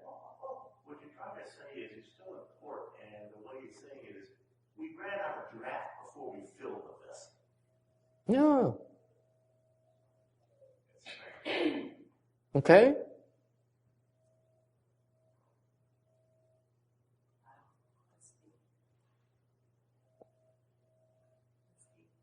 You see, if you're so sure of yourself, chances are that you will not obtain rebirth. So Master Hsuan Hua is right. Going back to his conclusion, he's right. Okay? chances are that you will not obtain rebirth. My question to you is it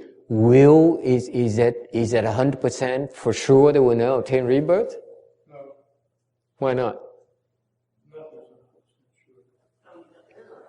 You will retain rebirth, but you won't guarantee it'll be pure light. Is it for sure that we will not obtain rebirth of the Pure Land? Because even there are hundreds of thousands of scalpers like John out there. Is it for sure they will not obtain rebirth or not? What do you think? Quý vị nghe hiểu không? Là bây giờ lý do mà nếu như một cái đại thừa là một cái con thuyền rất là lớn hơn thuyền tiểu thừa để chở nhiều người hơn, cái sức có thể chở nhiều hơn. Nhưng sức chở nhiều hơn đâu có nghĩa là mình ai còn nhắm mắt mình chở đâu. Nếu mình nhắm mắt mình chở hết nó, mình nhắm mắt con tới đây thầy cứu, không tới thầy cứu thì sao? Cái thuyền nó đầy rồi, bây giờ mình cứu ai được nữa? Cái người mà xứng đáng cứu mình không cứu, cái người không xứng đáng cứu mình cứu, thì cái đó là cái ông thầy vô minh rồi, đúng không? Nhắm mắt làm càng thôi, không có gì trí hệ trọng hết. Thì con thuyền nó đầy mà sao mà cứu người khác bây giờ? Hả? Có điều kiện mới cứu, đâu có dễ dàng nữa, đúng không? Cái trí hệ ở cái điều kiện đâu phải là cái cứu. Nếu đồng ý như vậy rồi thì hỏi là cái người mà nó tiếp, cái người mà làm càng, chứ muốn đi làm càng nói thầy nói tôi có sống cuộc đời tôi đã, tôi sung sướng, tôi phóng túng, tôi làm chuyện tôi sống, chừng nào thì tôi thích thú, thì chừng nào lúc mà trước khi tôi chết đó, tôi lo kiếm chiếc thuyền, phải không? Đi vượt biên, ok? Thì ra sao? Có vượt biên được không? Thầy hỏi. Vượt hay không vượt? Thầy có nói lúc đó thầy nói lại cho quý vị nghe, cái người mà có khả năng chở quý vị đi, ta nhìn thấy quý vị nói cái người có xứng đáng cứu là không cứu, ok? Cái người mà làm được cứu quý vị được, chứ mấy ta chịu cứu. Ta nói là cái người là tầm bậy, ai mà cứu làm cái gì? Cái người đáng cứu mình phải cứu trước chứ, cái người không đáng cứu mình phải đợi chứ, đúng không? Đồng ý không? Bây giờ hỏi tiếp nữa. Giờ đồng ý hết như vậy, bây giờ hỏi cái người mà phóng túng, cái người làm bậy, hoàn toàn làm bậy suốt cuộc đời đó, họ có vãng sanh được hay không vãng sanh được? Tin ở Tùng mà hình ảnh chia sư à? Can you explain to her please? Okay. Your sister, please. I forgot that she can translate for you. Okay? Okay, this is important. Ask her. So does it mean, I'm going back to the question, you have all these people, this particular type of person who's arrogant, who's sure of himself or herself and says, I'm going to live my life the way I want to, and then I'm going to find a way to get rebirth to the Pure Land when I die. What's the big deal? Will he obtain rebirth or not? Yes? Well, I mean, I agree there's probably no black and white answer. There's always going to be exceptions. There could be exceptions. Yes? Anyone else? Yes or no? Yes. Why is it yes? You get help. What kind of help? The plaque. The paper. It's others' help. This is the beauty of the Pure Land. Others help, right. Others' help. You can always get help. Yes. And that's what's unfair about the Pure Land. You can always get help if you know where to look for it. Yes. Question. A person like that, selfish, arrogant, considerate of no one but Yes. herself, Yes. gets help. Yes. What's so fair about it? What lines up the Pure Land? Yeah. What kind of BS is this? Why is this life so unfair? Stay there for more than 5 minutes going, this place is terrible. It's not about me anymore. I gotta be compassionate. I've gotta be sincere. I've gotta be everything I am not. Good point. Good point. Hang on to that thought. And I answer you next week. No. You call me a scalper. Because my friend, we're running out of time. You ask too many questions, it's not my fault.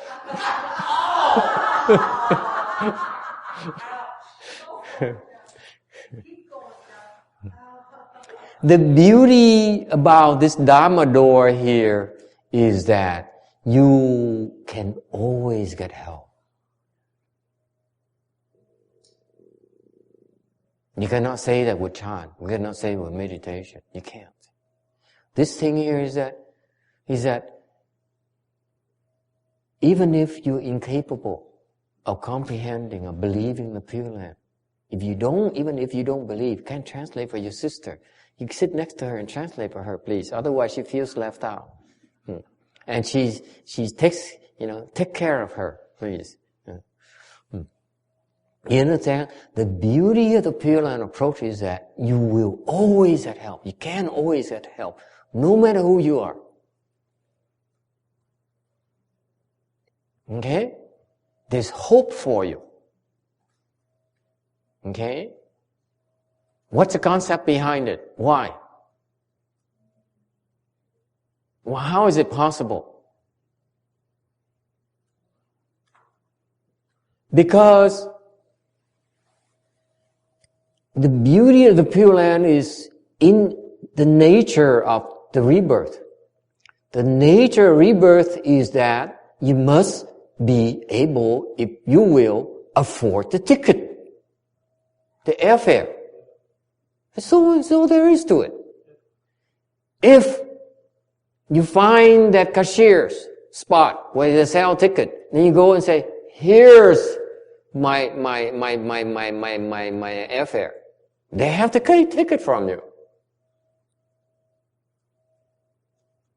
They can't deny you. Okay?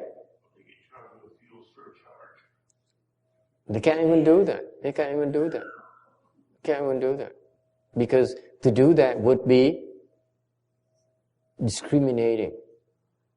The Pure Land Dharma door does not discriminate. He doesn't say, because John, you are poorer, therefore I charge you less. Or Vicky, you're richer, therefore I charge you a little bit more. You can take it. You can afford it. It doesn't work like that. Okay? The Pure Land Dharma door said, these are my paradigm, these are my parameters. You meet my parameters, you can get the airfare, you can get on board.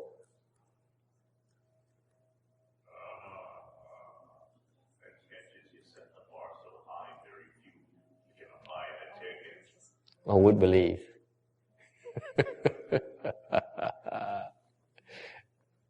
Right?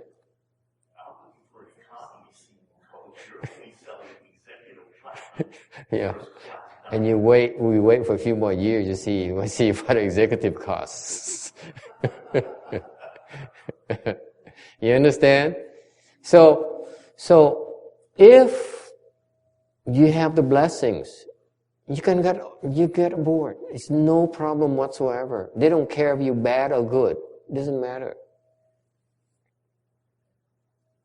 Now I'm going against what he just said, quoting Master Sheng Hua. If you're a bad person, you will not obtain rebirth. I says, now, yes, you can.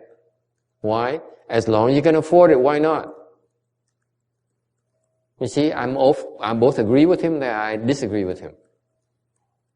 Because it's possible. Not likely. They can't afford it. They don't have enough blessings. They can't afford it. Yes? What if there's a very good, devout person, but they don't have the money for the airfare? Okay, good question. What if says master, it's too expensive for me. I can't afford it. What now? No, you say you rot in hell.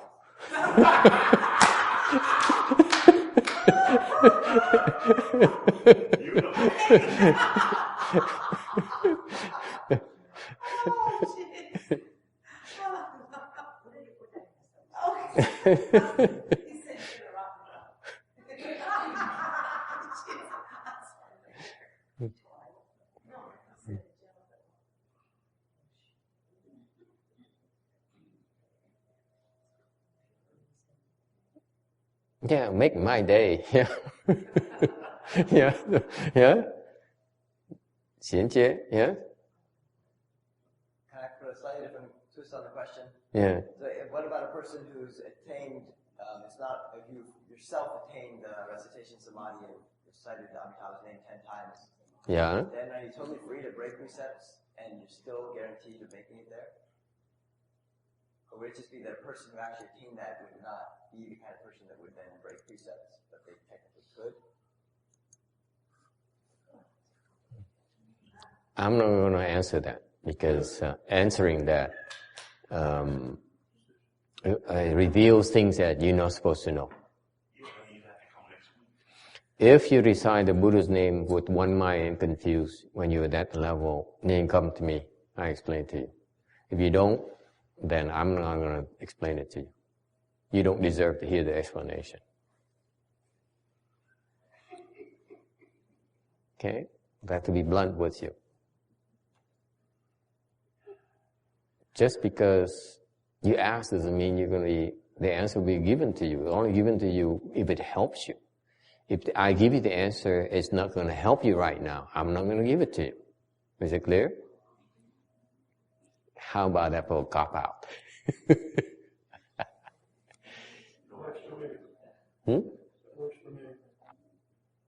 Why are you talking about things, a state, that you don't even know what the state is like? Why do I have to elaborate on the state you don't reach? You don't understand what the state is. Why do I explain to you the ramification of that state? So that you can go and tell people that you understand that state? We don't do that. If it's only helpful to you, I explain it to you. Otherwise, I don't.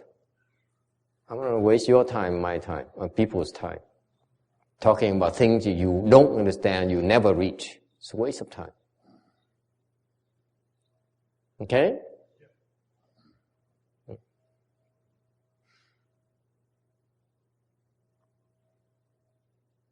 All right. Did we answer all the questions? I think it's one more question I still... Did I answer your question? What is your question again, young lady? It's if there was somebody who was a very devout person, but they couldn't afford the airplane. Oh, yeah. Okay. I thought I answered it already. If you're poor, what do you want? Trying to get to, the rich area. Be reasonable.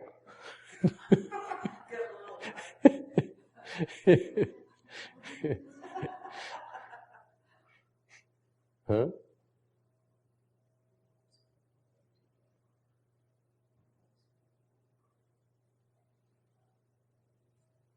If they cannot afford the airfare will be free.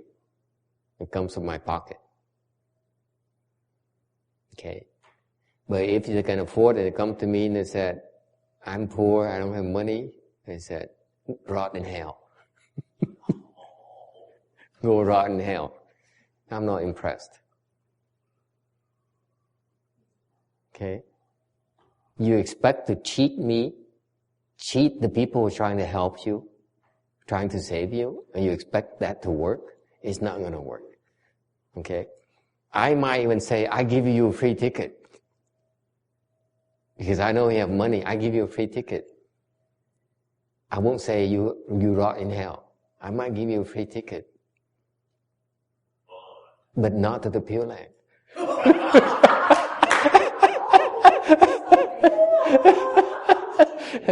If you think you're outsmarting me. You understand? I have to look good to Kim Dean. Kim Dean says, Master is a kind and compassionate person. So I want her to believe that what she transcribes for me.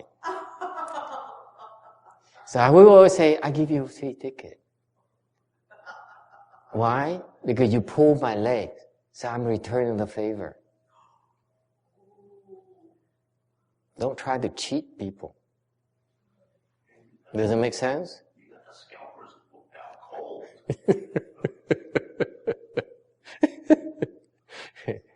Don't you think it's reasonable? Huh?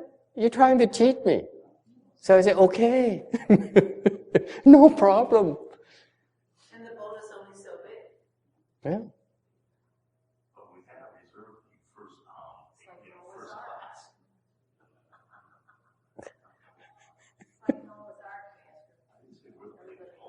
class. Okay, any other questions? Does it make sense? Jeez, don't. The Dharma, Pure Land Dharma door, just like the Chan Dharma door is a Dharma door, sincerity of honesty. You want to take advantage, you have to be honest. Okay? If you're screwed up, if you are a screwball and you're, a very bad person, you cannot tell right from wrong, there's no problem. You understand? You look at it and say, oh, this guy is hopeless. There's no way to make him understand. But if you're a normal person, you understand right from wrong, you try to cheat your savior, it ain't gonna work. Trust me, it's not gonna work. Does it make sense? Yes. You have a comment? Yes. In the Pure Land, they don't mind who they get. What? They don't mind who gets there in the Pure Land. Doesn't matter. Everybody has Amitabha doesn't care. He sets these parameters. Amitabha's perspective, oh, by the way, do we have time today? Are you in a hurry? No. Well, that depends on what you're going to tell us. Can we turn the camera off? I don't want this on camera. Okay. Off camera. Please. It's not going to go on camera. I'm sorry. Goodbye, folks. Be happy. Camera off.